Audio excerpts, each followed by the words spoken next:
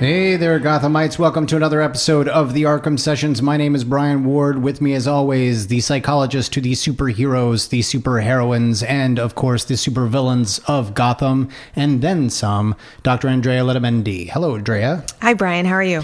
I'm doing really well. It's a pretty exciting week. For starters, let me actually start out by saying that this week is special. We're going to go ahead and dedicate this episode to our good friend Len Wein. That's true. Who not only wrote this episode, but coincidentally, just this past week, had open heart surgery. And we want to wish him the best of recoveries.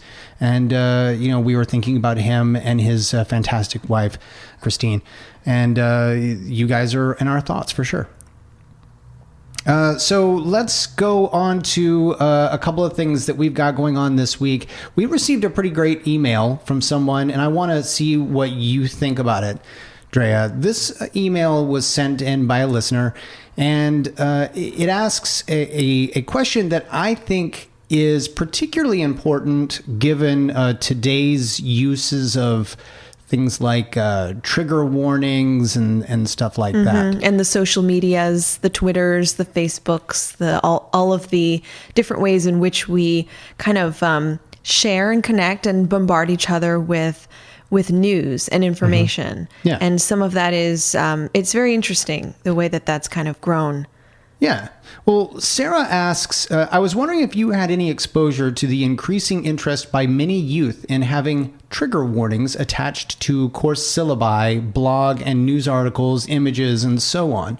When reading posts penned by these students on why they need these trigger warnings, they express a desire to have pointed warnings of any mentions of rape or sexual assault, racism, sexism, ableism, homophobia, or other such triggers in whatever they are about to consume.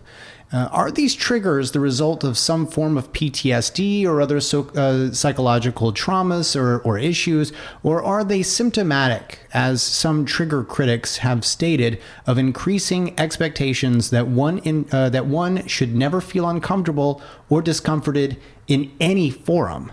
Drea, I think that's a fantastic question. It's a great question. It's absolutely insightful and brings up a lot of important issues, again, around the idea that we're all sharing with each other, that there's a lot of social media, a lot of blogging, a lot of very intense, very critical, judgmental, and sometimes very personal and sometimes traumatic stories, images, narratives that are out there. Right. And so I think it's a great question because it points at the idea of whether we, as the creators and writers of that media, should be including trigger warnings. Right. And so for folks that don't know what a trigger warning is, it's Yes. basically a statement, a very bold, bright, usually a statement in red or a statement in bold that says, trigger warning, this material contains, such and such. And we've seen this for years and years and years. I mean, Yeah. it could appear at the beginning of an episode of a TV series, like some of the images you're about to see are graphic and unsettling or whatever. But we've started to see a lot of them even when it comes to news stories. Like this news story is about suicide, or this news story is about rape or murder or whatever. So it's almost like everything comes with a trigger warning now. It seems so. And I have to say that I cannot answer the question about is this because people have PTSD? I can't make a broad, wide sweeping statement that says, yes, people who are uncomfortable with with that material, have some kind of mental illness. Yeah. Some may, some may have difficulty reading stories about sexual assault, trauma of any kind, racism, homophobia, hate crimes. It's obvious that a lot of us have difficulty reading and being exposed to that material. It's disturbing. And so I can only speak from my perspective, my opinion about this, which is, personally, I think that there should be some warnings to some degree, that for obvious reasons on some television shows, on, certain films, I think there should be ratings. I think there should be warnings. I think, generally speaking, developmentally, in regards to age, there should be some kind of policing of that kind. On the other hand, I'll tell you a story that happened to me recently. In the last few months, I wrote an article on suicide. And that's the one you did for like Suicide Prevention Month or something? Yeah. Right. So this was back in September for National Suicide Prevention Month. And I considered putting a trigger warning in the beginning of the article saying that, this article will deal with suicide and with stories of suicide, actually in comics as well as real life scenarios. And I told the editor that I was ultimately not going to include a trigger warning for a couple of reasons. One was that in terms of this particular topic, there is this myth that if you talk about it, or if someone who's considering suicide reads about suicide or talks about suicide or is exposed to the idea of suicide, that will sort of push them over the edge, or that will influence them in some way to follow through with the act. And that's simply not true. In fact, learning more about suicide and hearing others struggle with suicidality and struggling with suicide attempts and so forth, that actually helps people who feel that way. It prevents them from hurting themselves. Not everyone, but in many cases it has. And the other reason I chose not to do it is that for, when it comes to mental health issues, especially when it comes to some instances that either talk about trauma, deal with trauma, or refer to the impact of trauma, I choose not to have trigger warnings because I think that it's really not my responsibility to tell other adults that they should be, taking care of themselves. That in fact, we should all be taking care of ourselves. Suicide was in the title of that article. So it's going to have something to do with suicide. Right. And I felt like it is, I don't take away people's responsibility and ownership of their own sense of safety and their own sense of, their own ownership of what triggers them or not. And I felt like that was a very important sort of perspective to have. That stance, that positioning was really important to me, that I can't tell you what's offensive and disturbing to you. I can't tell you what will trigger you. Right. In fact, it's up to you to determine what will be emotionally or psychologically harmful to you, with some degree. Like, we shouldn't be showing, really graphic video or obviously certain news stories about combat are really disturbing. So there should be some general warnings about that. But right.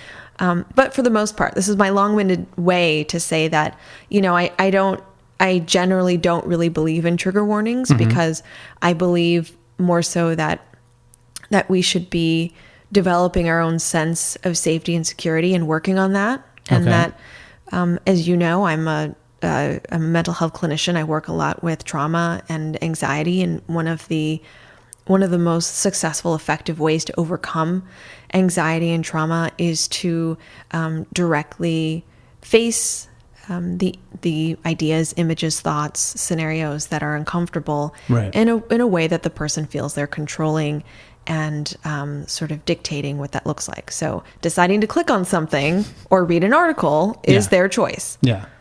Now, the other part of the question that I thought was interesting is the idea that there is a belief that people should never feel uncomfortable or discomforted in any forum.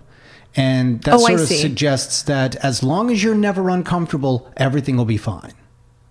And you're almost making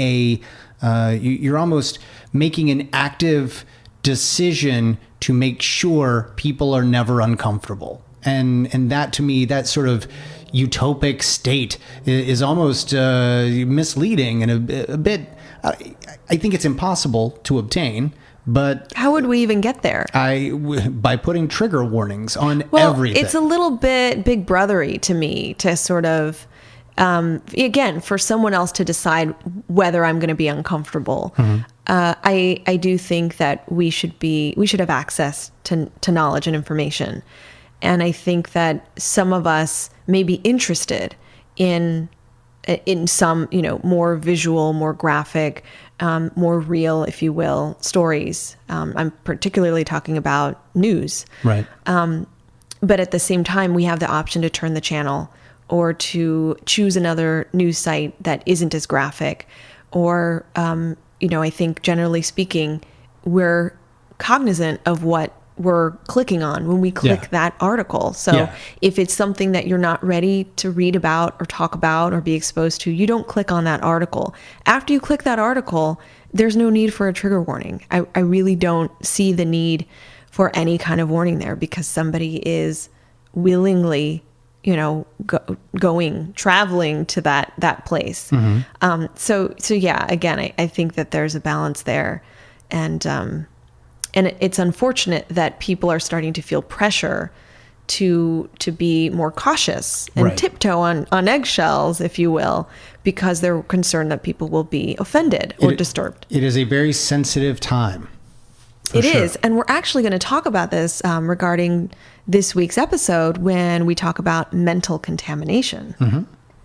Yeah, so let's talk about this week's episode. This week's episode, we're dealing with off balance. As we mentioned at the beginning of the episode, this was written by our friend Len Wein. It was directed by Kevin Altieri.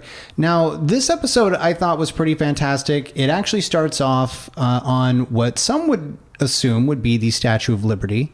If I'm not mistaken, this is known as the Statue of Justice. And Batman is talking to an informant by the name of Twitch, and he wants to know about this group of figures called the Society of Shadows. This might sound familiar. We'll talk a little bit about it in a little bit. But Twitch is very, let's just say, nervous about Twitchy? Yeah, about wanting to talk about the Society of Shadows. And why is that? Because frankly, we get to see that they are a bit terrifying. These two guys, these guards, these guys dressed in black, and they've got goggles. They're very assassin looking. One of them actually tosses Twitch off of the statue. And Twitch lands in the water, pops up very briefly, but then disappears again. And that's when we hear the assassin say, "Such be the fate of all traitors." I don't think there's any doubt in my mind, Twitch is dead. Oh, I completely agree. Well, first, when you fall from that height, that is a fatal fall, right? Yeah. Even if you fall in water, and I guess since it's a cartoon, there's some leeway here, but that was a very long fall. Well, and Batman seems to understand that it was a really bad idea and potentially deadly, because he actually says, "You'll pay for that." This is a very serious episode. Twitch is essentially dead, or so we think. We've not seen Twitch since. And when he's about to attack the two guys who are Society of Shadows members, they then have this gas sort of go into them. And they push a button and all this gas gets released into their masks. May the shadows live forever. It's quite disturbing. And Batman is disturbed. His expression is that, they have just committed suicide. Yeah, it is very reminiscent of like the cyanide capsules that prisoners of war would bite down on, and then the Nazis especially were known for doing this. Especially the higher up you went, you had one. And so it's one of those situations where you're like, wow, they've just killed themselves. Now we find out that they haven't. They use some sort of gas to erase their own minds. That could be their way of getting around that. Right. Later they thought, oh, we've got to make this less brutal. But I almost wonder if this was a way that Batman was covering for himself. Like, I have nothing to do with these people's deaths. Like, oh, they did something and their minds get erased, and so I can't question them because they're in the state of disoriented mind. They can't. Well, they've got no memory of anything. Meanwhile, they're at the bottom of the ocean. Right. Yeah, possibly. But Batman determines that they must be going after a piece of Wayne tech called a sonic drill. And we don't know exactly what that does, but we know it must drill something, and we know it must do it sonically. But we do know, because Lucius Fox tells us, that it's the only working prototype from the lab in Chicago. This is interesting because it's one of the only times where DC, especially the animated universe that we've been playing in, actually talks about real life cities in America. So, we've actually got reference to Chicago, but yeah, I thought it was interesting that they specifically said Gotham or Chicago, and everything seems to be going well. That is, until everything gets a bit tipsy-turvy, wibbly-wobbly, and we find a guy who's got this eye piece comes in, and he has turned he's basically given everyone vertigo, which is probably a good idea because his name is Vertigo. And his vertigo-inducing eye is unleashed upon all the cops, Harvey Bullock and Lucius Fox, and no one can prevent him from taking the sonic drill. That is, until Batman comes in and tries to stop him. But even Batman is affected by the eye.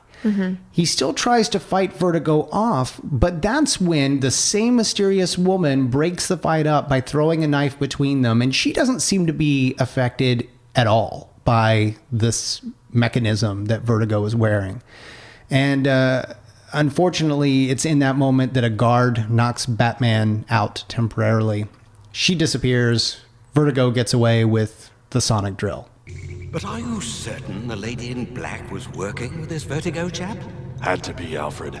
He'd never have been able to escape if she hadn't shown up. And she was the only one who wasn't affected by his weapon. Alfred is doing what, Drea? Cleaning the giant penny. That's right. The giant penny that Batman has saved. It's like his prized possession and represents all these murders. Yeah, the two dead people that the penny crushed during almost got him. Or, as I've hypothesized, the penny represents the hardship that he encounters and the fact that he has gone through so much. And it looks awesome. If that were the case, I would almost think that Bruce would be the one to physically maintain its cleanliness. But he's got Alfred doing it, and I'm not so sure Alfred isn't still cleaning off the same blood. It's taken this long for him to do it. It's very possible that Alfred does not know what that penny is about. Yeah. So Alfred's cleaning the giant penny, and Batman is trying to deduce where the headquarters for this for these guys from the Society of Shadows are, and he thinks, well, these guys went west, and there is no location that would be suitable for this. But he realizes that in his state of disorientation, he was actually facing east, and he nails it. Well, you miss one thing, that during this conversation, Alfred actually says, maybe you should take a break. Because, and this actually leads Batman to figure this out, this clue out. Right. Alfred tells him it's probably time to take a break. And he's essentially telling him, you're burned out. Which, we talked about this last week. We talked about it. He is burned out. He is burned out. Although at the end of the episode last week, he was recharged. He was... Apparently so. He was recharged. But only for a week. But as we know, burnout comes and goes. Okay. It's not as if once you recover from it, you're not susceptible. And Alfred warns him, saying, you probably need to take a break because you don't look so good. You seem really tired. Right. Don't worry about this right now. You don't know your right hand from your left hand. And that essentially gives Batman the clue.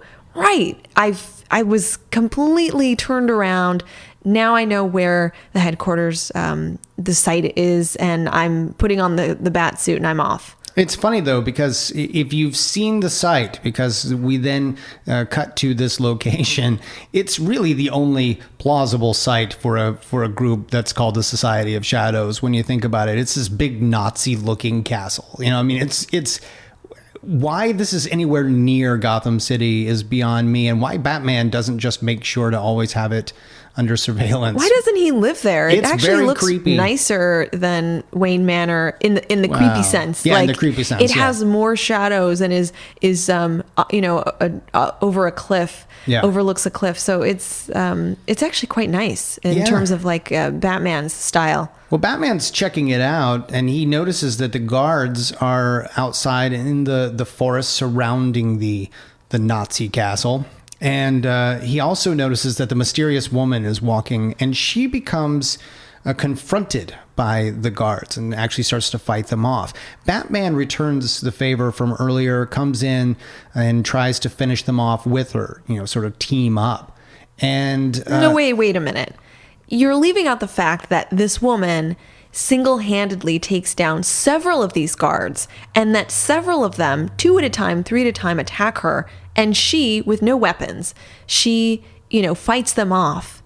And then when Batman comes in, I think he mentions to her, we've got to team up here. And Yeah. that's when they try to take out the final guys. But she had done so much before he got there. She had done so much. There is no question in my mind, and I'm not trying to take anything away from her. She was basically beating them senseless. They were getting back up and, coming back after her, but yes, she was doing quite a bit. And Batman joins her. The two of them take on the group. It doesn't really seem to matter all that much because a guard then comes up, uses Wayne Tech's own sonic drill against them, and the ground crumbles beneath their feet, and they essentially get sucked into the earth. And that's when Batman wakes up. They're in a room, and this woman is tending to his wounds, particularly the wounds on his face. And by the wounds on his face, I mean the ones above the cowl line. She has removed Batman's cowl. What happened to my mask? What have you done with it? And Bruce is kind of freaked out by this. As he should be. As you would think. Well, let's talk But about that. frankly, in this scene, she's essentially, as you said, she's kind of nurturing him and tending to his wounds. She's not really overbearing, or she's not doing something she shouldn't. And we don't know if she's the one who took off his mask, but that could be the assumption. Well, you do get the idea that she's the one that did it, because he says, my mask is gone. And she says, it's the best way to tend to your wounds. She may have asked him, is it okay if I take your mask off? And he just doesn't remember that. He was knocked out. Maybe Right. he said, yes, I'm in pain. okay. Do it. Do and it. then now he's like, what happened? Right. Well, let's talk about that violation a little bit. People have figured out who he is before. We saw that Kyodai Ken knows exactly who Batman is. But this is the first time that I can remember where Batman has been violated. Usually when he's knocked unconscious, the villains are like, no, let's have some respect. Yeah, it's interesting. They respect that and they don't take it off. Well, and the rationale for taking it off is to kind of save him or to bring him back to health. So in a way, he seems to be okay with it. He seems rather shocked, but after a short while, he puts it back on and he doesn't bring it up again. Well, do you get the sense that she almost did it defiantly? Because, like we said, in other cases, the villains don't go for the cowl. There's a sense of respect there. When he mentions that it's gone, she's like, yeah, how else am I going to cover up your wounds? She's like, back off. Right. She downplays it and essentially leads him to believe that it doesn't matter that she knows who he is. Like, that's not a big deal. To me, it really isn't a big deal. And I think he's convinced. But let's talk about the big deal, because you've got a guy like Bruce Wayne, who we have talked about for the last 50 episodes. This is a guy who values that anonymity so much. And not only that, but needs to always be in control. And when he wakes up, he realizes there was a moment of vulnerability where he not only was not in control, but she took the control upon herself. What does that do to a guy like Bruce Wayne? I think you're right that it will have an impact on him, and that clearly he was disturbed by it. He expressed that. I think there was some way in which she convinced him that he would be safe. And I think we were convinced too. There is a way, she's very tactful, and later we'll learn why. But there was a way in which she allowed him to feel secure and safe. And there was almost this idea of like, this secret stays with us in this room at the bottom of this cave, out by this cliff. And I think that he, again, although he was disturbed in the beginning of this, I think that ultimately he was able to believe her and integrate this idea that, okay, she's not the only one who knows who Batman is, and that in some way, this is just another extension of my secret. And I think that this comes down to trust. Yeah. That he immediately, it's interesting that you call this a violation, because it is, and almost immediately he is forced to trust her. What choice does he have? Yeah. And I think that he convinces himself, well, so far we've been defending each other and we're at life or death now, and I trust her. And he begins, I think that's really the first moment. This is a really important theme for this episode, but this is the moment that he begins to trust her and allows her to have this secret. And that's, as we'll talk about later, that's hugely important in his sort of sense of self and sense of security. What's the difference between this woman who introduces herself as Talia and... Wait, you can't just be like, this is Talia. We don't know who Talia is yet. Like we're It's not Talia. allowed. We are not allowed fine. to go This forward woman with this. just introduces herself. This woman as introduces Talia. herself as Talia. And what is the difference between Talia and Selina, though? Because this There's is a also lot of a woman. difference. This is also a woman who is clearly on a little bit of the vigilante side. She is also, she's wielding knives and throwing knives, and she's fighting off guards. She can take care of herself. She's very much like Selina in that regard. Now, she has not been established as a villain or villainess, so Batman doesn't necessarily go there the way that he does with Selina. But he is forced to trust her with this bit of information where he won't even voluntarily give up that information to Selina Kyle. Right. And we know that he's in love with her. Yeah, it's interesting, but I think that it's because of the kind of woman that Talia is. Talia will just come and grab it. I mean that both literally and figuratively, right? Mm-hmm. She doesn't, she's very straightforward.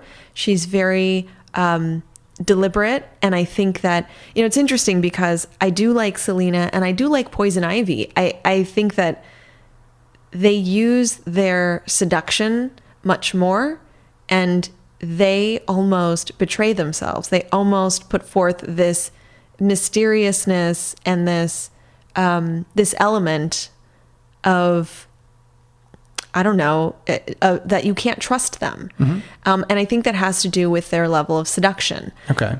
They're bright. I'm not saying that those two aren't bright, just like Talia. I'm not saying that they're not as forthcoming, that they're not as savvy. They are, but they lead with seduction. They lead with that kind of emotion. Right. And I think that makes Batman / Bruce Wayne a bit uncomfortable. Whereas Talia, she's obviously an attractive woman. She's obviously really alluring, but she doesn't lead with that. She's just quite mesmerizing in another way. She's very bright. She's savvy. As you said, she's equipped with all of these types of skills. And I think Batman knows that she's on par with him and could get out of anything. And that especially in this moment where they're trapped down in this cave together, or in this room together, that his life right now kind of depends on her. Yeah. So I feel like, if for one, there's the element of forced trust, that he has no choice and had to kind of give in to her. And the other is that she has this very commanding, very respectful and kind of matter-of-fact way about her. I really like that about her. Yeah. And I think that to him is much more trustworthy. Mm-hmm. And frankly, I think that he likes her. Yeah. Not just, oh, I'm attracted to you, but like, I really like this person. This person has virtue. Yeah. Not moments later, when she manages to get them out of the room, he notices he doesn't have his utility belt. She pulls out a hairpin, gets them out, easy. She tells him the story that, she and Vertigo are not, they're against each other, and that Vertigo once worked with her father. Until Father at last came to recognize the blackness in his soul. That's a story that Talia may have known this, but that's a story that really got at Bruce's or Batman's heart, because Batman is very, I think that stories about dedication and devotion to one's parents, alignment and connection with a father, and that closeness, that familial relationship, I think that just gained his trust even more. I think he was very into that. Well, not only that, but the idea that she is acknowledging that the villain is a villain, it almost suggests that I'm a heroine. Like I'm on your side because we both know that this guy's soul is filled with blackness. Right. I'm clearly on the right side of this, and my father was on the right side of this, and so we were after him, and we were trying to prevent him from getting this sonic drill. And Talia leads Batman to the lab. Interestingly enough, she seems to know the whole layout of this building. Maybe she's been doing a lot of research. Maybe she's been spying on Vertigo this whole time. But she leads him to the lab. They both acknowledge that this has got to be a trap. And sure enough, it is. Vertigo is there. And once again, he uses that eye and he makes everything tipsy-turvy. And then he says that when he leaves, he's left the room equipped with more devices to do the same thing. Now, she says that because her contact lenses have fallen out during their fall, she is as helpless as he. And I like his response. I don't do helpless. And now it's her turn to trust him. He reaches out his hand. She takes it. And there is a really great moment of connection there. You can see where these two are clearly just magnetically drawn to one another. And I think that Batman is really into this too. That here's somebody who now at this moment is needing my help, and I can help her. And it's really, he's in rare form because they actually like hold hands and it's in slow motion, and you've got these like sonic waves going through, so they're both disoriented and everything is just sort of upside down. And then they've got these, Vertigo had set up all of these traps they're very Indiana Jones like, spikes coming out. In fact, they're almost identical. I was expecting for, there to be the penitent man sort of clues that Batman needed to follow. Right. He steps on a particular shaped step, and spears come out, and it's quite fun. It's a great scene, and they're holding hands, and so he manages to get her out of there safely, and she's so surprised. She's like, "How did you manage to get us out of there?" And he basically says, well, I just kept my eyes closed and I let my other senses take over, which is true for folks that have practiced this, that when you shut your eyes or when you try to shut down a particular sense, that your other senses are heightened. And we know he's trained for this kind of thing. And we also know, in fact, if anyone has gone and seen like an old school IMAX film, we're talking like the real IMAX, not the ones they call IMAX today, but there are usually trigger warnings at the beginning of those movies that say that if you start to experience vertigo, if you start to get uncomfortable, close your eyes. And that helps reorient you. And so he does that and just leads them through all these booby traps, which is kind of fantastic. Yeah, it's a great scene. And ultimately, I think that he regains his feeling, like you said, his mask was taken off. He feels violated. He doesn't have his utility belt. She's so much more equipped. She knows the lay of the land, but ultimately he regains the power and the control, and he saves her and gets her out of there. So they end up pursuing Vertigo up to the Belfry, because every good episode of Batman the Animated Series has to end in a belfry in some way, shape, or form. And this actually kind of reminds me a little bit of the 89 Batman, down to them climbing the stairs and Vertigo using various things, in this case his eye, to send out the wibbly wobblies, and then the sonic drill to destroy the staircase in front of them and then behind them. And it's an exciting moment. She ends up jumping. She gives up. She essentially says, I can't take much more of this. Only one thing to do. And you get the sense almost that she's decided that this is too difficult or challenging and that she can't take it anymore. Which is, if they're actually experiencing vertigo to this degree, she just wants out of that experience. So it's quite alarming when she decides to jump. Of course, Talia being Talia, we know that that's not really what she means so much as she's just going to put an end to it. And by that, we mean this whole situation. She catches hold of one of the ropes that is operating the bells up in the belfry and ends up ringing the bell, disorienting Vertigo, who drops the sonic drill and actually falls from the belfry. I mean, it's kind of a and just like the beginning of the episode where we were there with Twitch. Mm-hmm. I'm not so sure we're ever going to see Vertigo again. Oh, it's a hard fall. So our death toll is 4 now. No, our death toll is 2, because if you remember, they talked their way out of the 2 baddies.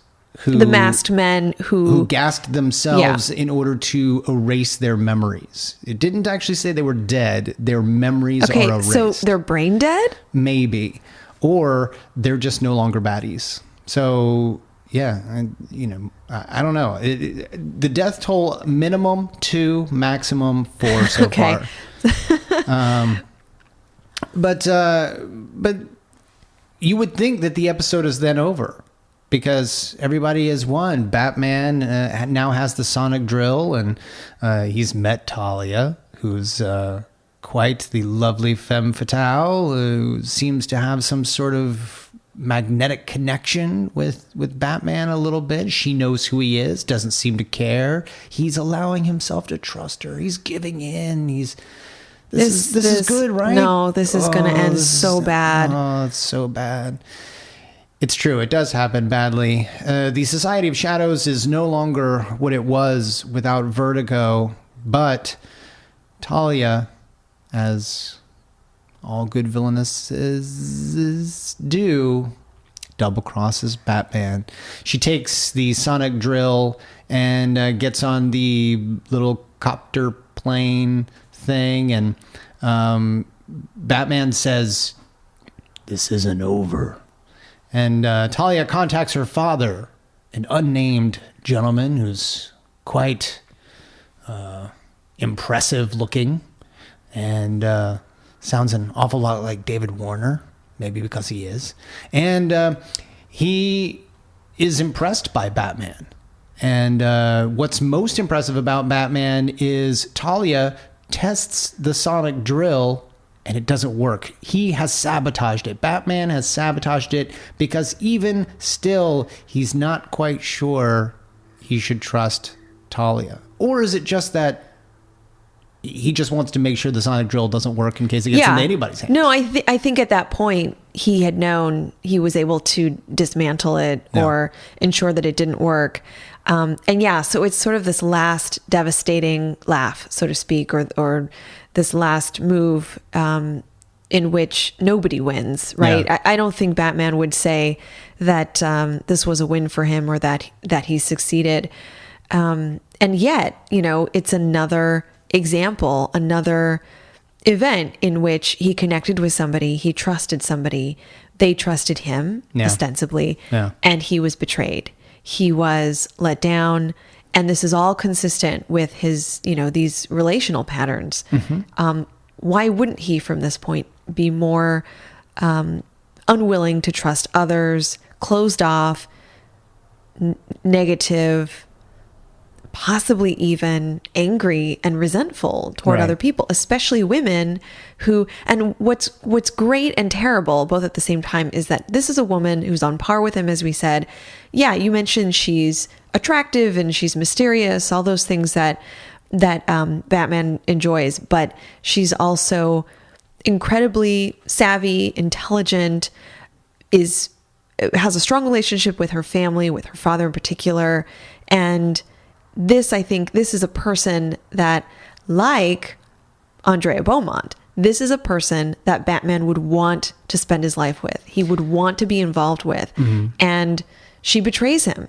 So it's yet another lesson for him, sadly, that people who you connect with, who you have many things in common with, who are on your level, are going to hurt you. Okay, but let's talk a little bit about Batman's, or we could say Bruce, their choice of women.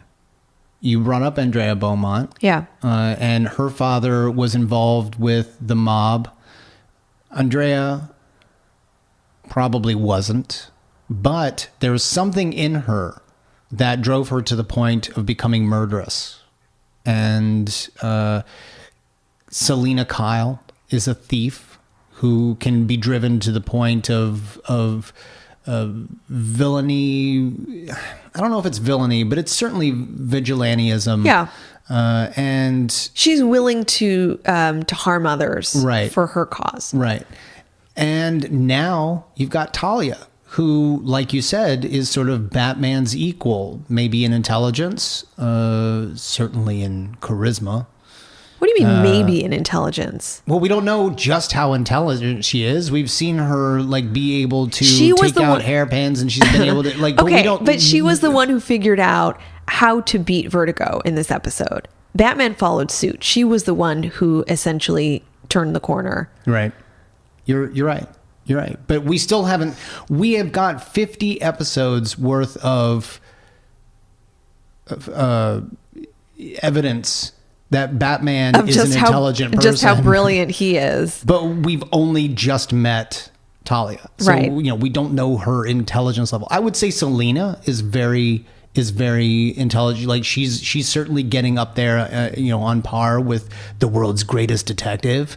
And I think, no, I agree. I'm not meaning to challenge you, but we have various definitions of intelligence. And, we have talked about this before, that emotional intelligence is a thing. Yeah. And that Well, in that case, he's dumb. Batman scores very low on emotional IQ. Right. And I'm not saying that Talia is necessarily emotionally more equipped than he. But let's talk about his choice of women. You've mentioned in the past that Batman plays it safe. He goes after women that he doesn't think he can keep or maintain, or it's safe for him to go after those girls. We've got 3 cases now of Batman being highly attracted to the woman on the other side of the tracks, in terms of his being on the side of the law, hers is being on the side of... Yeah. You Crime. know exactly what I'm going to say about this. Say it. That there's something about Batman that is subversive and that is interested in high risk behavior and does like to sort of play around, experiment with antisocial behavior. Okay. In a natural, normal way, like many of us do. We like to drive fast. We like to check out pictures on Tinder. We like to... Do we? Well, generally speaking, right? Oh, okay. All right. We're all a little bit attracted to the whatever is supposed to be devious, whatever is supposed to Right. be non-conforming, whatever is supposed to be, for lack of a better word, bad, you know? Yeah. And I think that for relationships, he falls into this trap frequently. The Right. thing about Talia is that he throughout most of this episode and throughout most of their connection, he believed that she was just like he, right? In the sense that she was against Vertigo. She had a cause related to her relationship with her father and the fact that Vertigo and her father were enemies. And so what's interesting is that I wonder if he did pick up on something wasn't quite right. Something was more mysterious. Something was perhaps devious about her. And that kept him interested in her.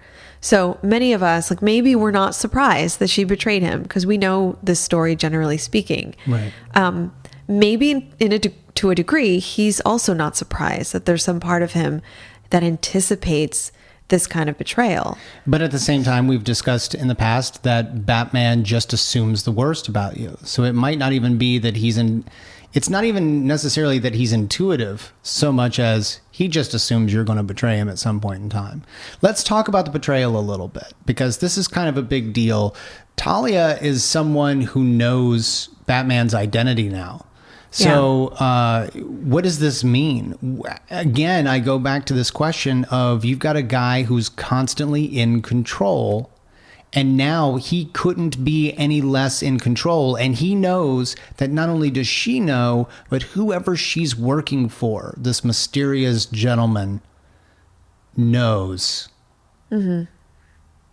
Batman's identity. Right. What is that doing to Bruce Wayne right now? Well, it's tremendous because this experience has impacted him greatly. He is now vulnerable. There's a lot of uncertainty. There's a lot of unknowns in that we don't know he doesn't know who she is. He doesn't know who she will take this information to. And it's almost like another emotional cognitive lesson for him. Right. When you open up, people will hurt you. When you open up, people will violate your trust.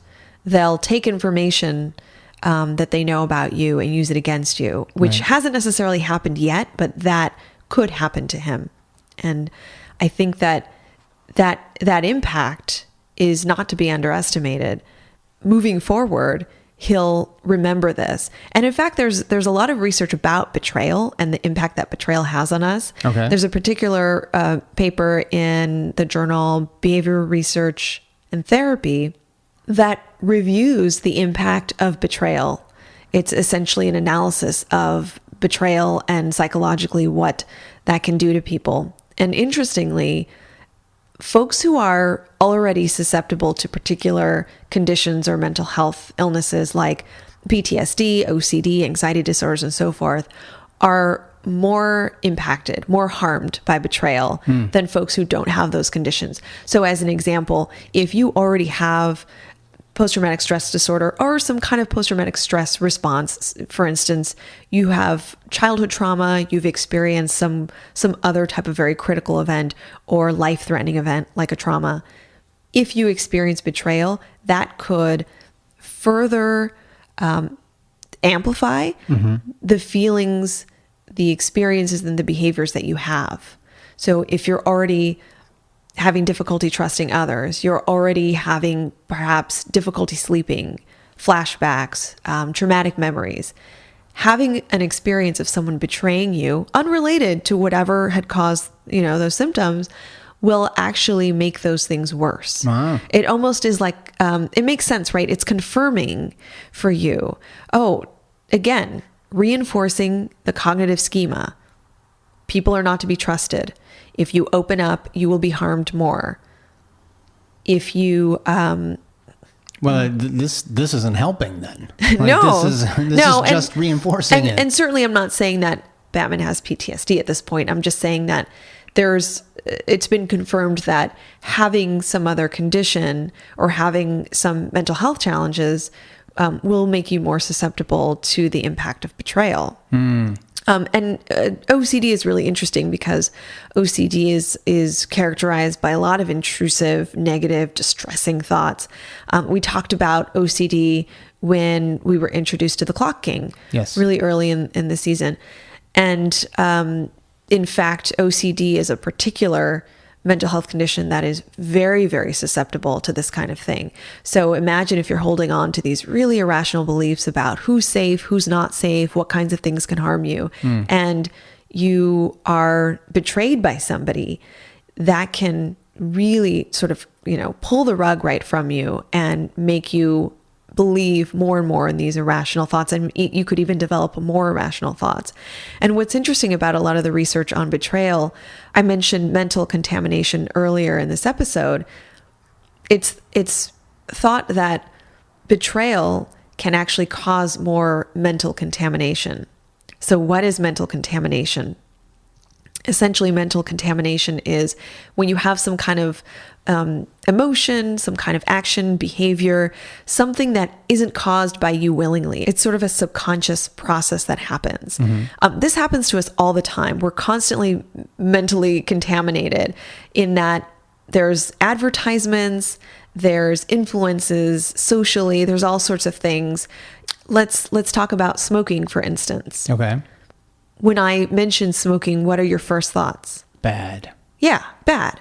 Well, mainly because nowadays there's a lot of research, there's a lot of messages, a lot of campaigning to let us know just how dangerous smoking is. I'm not saying smoking isn't dangerous. I believe these things, but that's part of the mental contamination in a sense that we didn't willingly come up with these thoughts. We have been taught this. So this is similar to, I don't want to go, well, sure, I'll go as extreme as brainwashing. Not necessarily brainwashing. It's actually much more like a bias, like just having a bias. So it's really common in education, for instance. There's a lot of research in education that shows that grading is a lot of times not based on actual performance. Sometimes professors and teachers, just because they like a student, will grade them higher. Or just because they dislike a student, will grade them Totally. lower. You're exactly. But aren't the facts? Or are you talking about like writing papers where it's subjective more than, some more subjective, but it's really interesting because when you say, well, the facts are the facts, the interesting about mental contamination is that even when you know it's happening, this is why it's a contaminant. Even though you know it's happening, you're still susceptible to it. You're really unable to change that thought or action or behavior because it's operating on this subconscious level. So a professor may be able to say, well, yes, I believe that Brian is an attractive, likable guy. I know I would be more likely to grade him higher. And yet I truly believe that he performed better than Joe Schmo. And in fact, just knowing that you have that bias doesn't sort of clear you of that bias. It doesn't cure you of that bias, I should say, if we're going to go with the contamination metaphor. I would like to know who this teacher was that thought I was these things, because I'm just frankly, using you as an example. I don't remember that class. Well, it happens all over the place. It happens in the workplace when tall people seem to get raises, seem to get certain perks that shorter people don't get. But is that actually true, or is it just that the short people just notice more when the tall people get the raises? No, there's research that shows that this is true.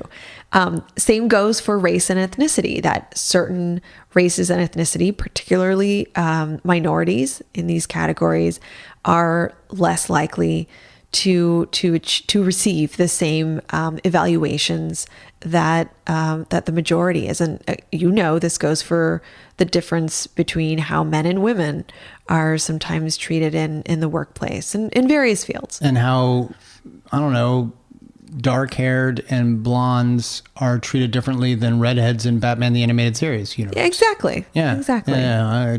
I'm on board with this. I totally understand what you're talking about.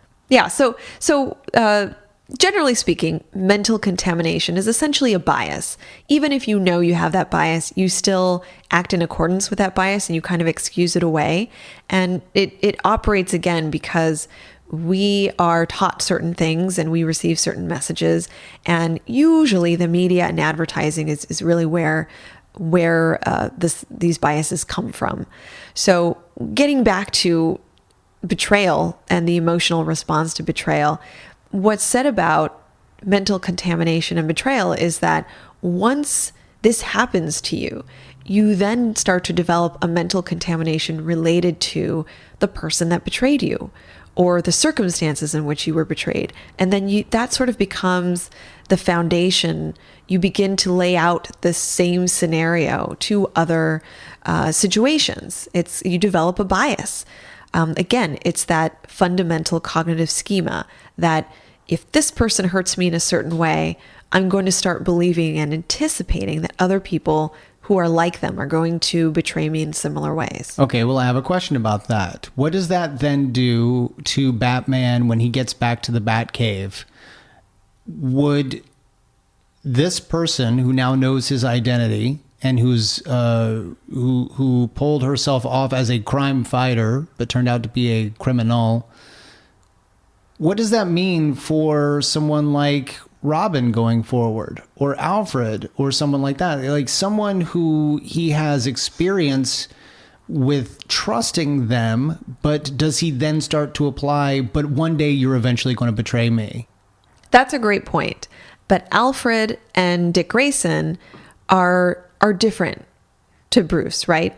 Those are relationships that have a particular, they're very specific to their own circumstances. And I would say that those are what Bruce considers trusting relationships. So he wouldn't necessarily apply this negative reinforcement to people who he already has positive experiences with. Specifically, no, but he could encounter what's called generalization, which would be, if I was betrayed by this woman, Talia, now I have these sort of difficult feelings, these conflicts about what it's like to open up. Generally speaking, whether it's a woman, someone my age, someone older, the fact that another human had a connection with him and it was disrupted in a certain way, the generalization of that experience would be, yeah, he might pull back from Dick. He might pull back from Alfred for a period of time, even though they're not, mysterious women. But could this also be why we have noted in the past that he has odd relationships with both Dick and Alfred? Like he's sort of disconnected from Alfred in a way, and in Christmas with the Joker, couldn't connect emotionally with Dick. I mean, it's like he's molded him into this crime fighter, but he can't connect with him on a personal level. Could it be for these reasons? Sure, I think that's one element. But as we've talked about before, another reason why he does that is to protect them. An antisocial personality. No. Okay, he's doing the right thing. So what I'm hearing as we sort of wrap this up is the betrayal has affected Bruce's OCD, potential PTSD, and antisocial personality disorder. Wrong. All right. No. So join us next week. No. Oh. All wrong. No. Oh. It's much more complex than that, and it always is. I know. Now I think you're just trying to rile me up. But I think if there's anything, Brian, that you can walk away with, it's the idea that we have to move past, okay, what's wrong with Batman? What's wrong with Talia? What's wrong with any of these characters? And dig a little bit deeper and ask, what happened to them? What happened to their relationships? Think about it like Batman's doing the best that he can do with what he has and what experiences he can pull from. Mm-hmm. And if you think about it that way, he's just trying to protect himself and protect the people that he loves. And that just makes perfect sense. That will make everything fall into place. Gotcha. And make us love him even more. So let's talk about this woman, Talia. You wanted to out her early on with, it's Talia. It is Talia. We, of course, are referring to Talia al Ghul. We don't know that yet because we don't know that her father is Ra's al Ghul. But let's talk about the fact that this episode is almost a direct adaptation of Talia's actual first appearance in the comics, which I really appreciate, which was Den of the Death Dealers. That was issue number 411 from sometime early 1971. And it was written by Denny O'Neil. And it was awesome. It's very similar to this episode, except instead of the League of Assassins, we are dealing with the Society of Shadows. I'm not sure why they couldn't use it, but apparently they couldn't. So we've got that, and I thought it was a really nice adaptation by Len, and it was great treated story. really well. Great story. You have all of this action and adventure, and then you have this well-written relationship that's created and that's wonderfully disrupted. I say that in the best way possible. And of course you get a glimpse of Ra's al Ghul, which is how I say his name. Okay. And we see, what I like about this episode is that both Ra's al Ghul and Vertigo we have these classic superhero or supervillain costumes with these wonderful brightly colored capes and just that fantastical. I mean, it's very it's in juxtaposition to what we typically see in the animated series with all the darkness, and it's really cool. This is one of my favorite episodes. And I've got to say that this is actually the first on-screen appearance of Ra's al Ghul ever. Oh, it's the first one of Ra's al Ghul ever. He was never in any of the early cartoons, Super Friends, or any of the Batman cartoons. He was never in the Batman TV series. It wasn't until the last 2 minutes of this episode that he finally appeared in DC television or film. And, I thought that was really interesting. Played by David Warner, one of my favorite voices. So, you would know him from Tron or Star Trek V if you were dumb enough to watch Star Trek V. I was dumb enough. Or Star Trek VI if you were smart enough to watch Star Trek VI. I was smart enough, and I like them both. Well, that's for another episode. But it was fantastic. His daughter, Talia, was played by Helen Slater. You might know as Supergirl. Cool. And so that was nice, keeping it in the DC family. Yeah. And then of course we had reappearances of folks like Brock Peters, obviously it was Lucius Fox, and then Michael York of Logan's Run fame was Vertigo. He was Logan. Yeah, he was. Loved it. What did you think? One of my favorites, absolutely. So much packed into one episode. And I'll say this, enough psychology for me to get excited about. Awesome. Okay, so next week we are coming back and we're going to talk about the man who killed Batman. Who do you think it's going to be? Batman? It might be. We don't... You'll have to come back next week to find out. Until then, Drea, why don't you tell the nice folks at home where they can find you online? On Twitter, you can find me at Arkham Asylum Doc, and my website, of course, is underthemaskonline.com. And you can find me, I am at bward028. You can find us both at Arkham Sessions, and you can even email us your questions or comments at arkhamsessions@gmail.com. So until next week, guys, I'm Brian Ward. I'm Dr. Andrea Letamendi. And we are the Arkham Sessions.